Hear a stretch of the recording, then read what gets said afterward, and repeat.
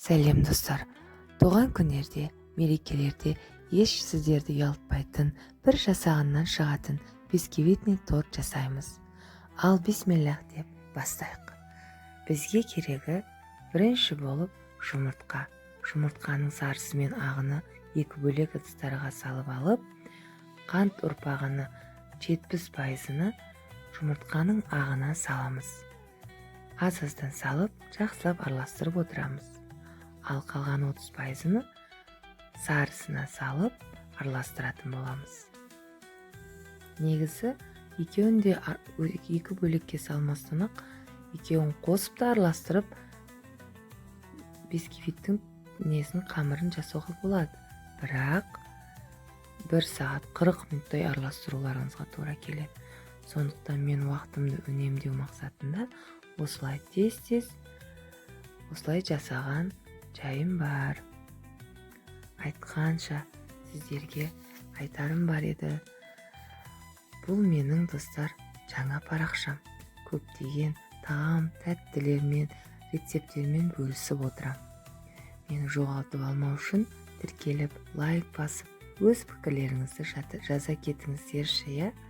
Сіздер үшін мүлде оңай жұмыс болғанмен, бірақ мен үшін өте қымбат. Міне, осылай жақсылап араластырасыздар. Енді сарысына кезек. Сарысы кішкене ағарғанша тоқтамай араластырып отырамыз. Міне, кішкене ағарған соң жұмыртқаның ағына аз-аздап қосып араластырып отырамыз.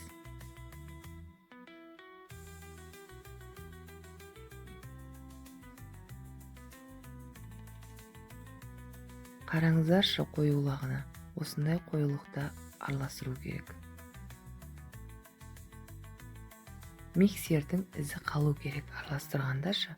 Сол кезде дайын болды деген есеп. Онда да аз-аздан араластырып отырамыз. Мен кішкене миксерде араластырып, сосын қолыммен жақсылап қасықпен араластырдым. Осылай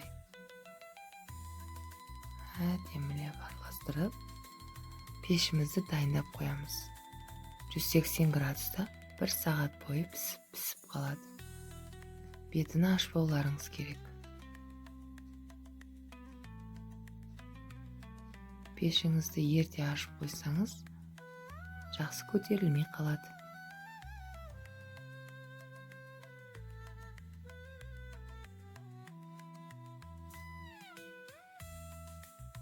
Міне, жай араластырып отырасыздар.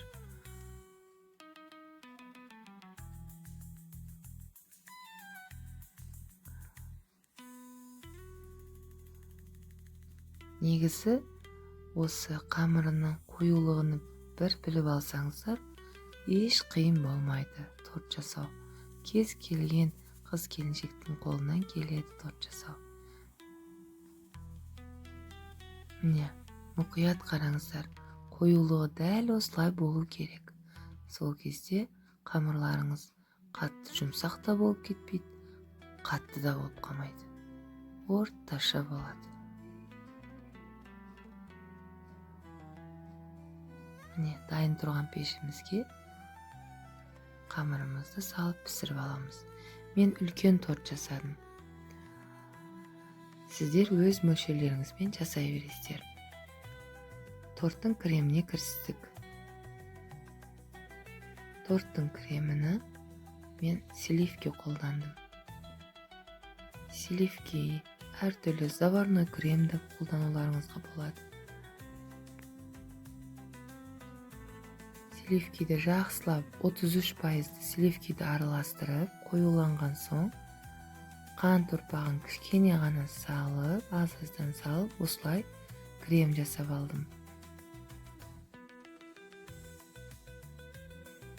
Міне, кремнің қоюлығы осылай болады.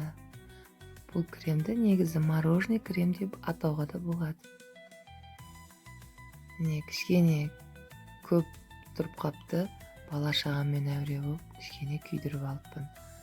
Міне осылай әдемілеп шеттеріні, артық жерлерін кесіп, тортқа дайындап, кремді жаға бастаймыз.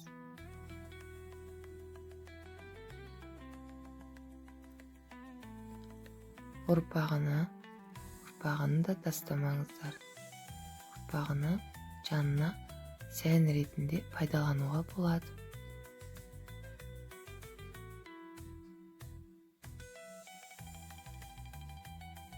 Әр крем жағар алдында қамырыны, нанына жақсылап аз-аздан осылай сүтке қант салып, осылай құйып аласыздар. Сол кезде торттарыңыздың қамыры құры болып қалмайды, сухой болып қалмайды. Дәмді креммен наны бір-біріне үйлесімді болып, өте дәм ерекше болып, сочный болады торттарыңыз. Міне тортымыз дайын. Мен Айзира қызымның 11 жасына толған күніне арнап жасаған тортым. Сіздер де жасап көріңіздер. Айтқанша лайк басуды ұмытпаңыздар. Подписаться болып тіркеліп кетіңіздер, я. Сіздерге көп рахмет. Видеоның соңына дейін қарағандарыңызға көп рахмет. Мені қолдап кетулеріңізді сұраймын. Алла қаласа келесі видеода кездескенше.